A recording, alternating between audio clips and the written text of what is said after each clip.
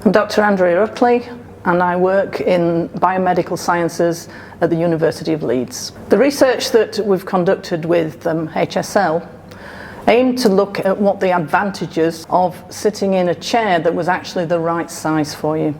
So we were interested in a range of measures, including physiological measures, biomechanical measures, to establish what the benefits were. We used a range of techniques to gather the data. That involves some physiological data such as heart rate, blood pressure.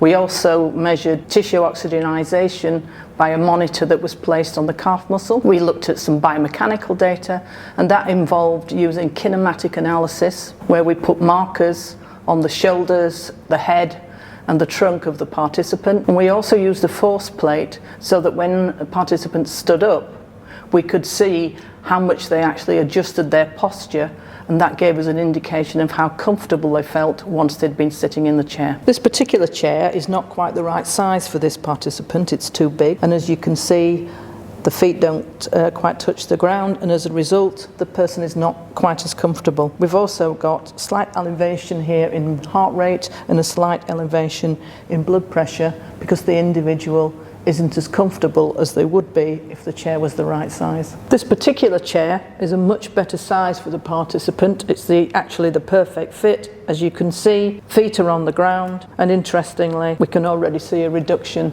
in blood pressure and in heart rate. The results showed that when a participant was sitting in a chair that was the correct size for them, there was improvements in all the measures that we took. We saw a reduction in heart rate, which obviously indicates that the individual is feeling more relaxed within the chair, and equally that has an impact on blood pressure. So a reduction in blood pressure again indicates that the cardiovascular system is being more efficient, and we saw an increase in tissue oxygenation, meaning that more oxygen is getting through to the lower limbs.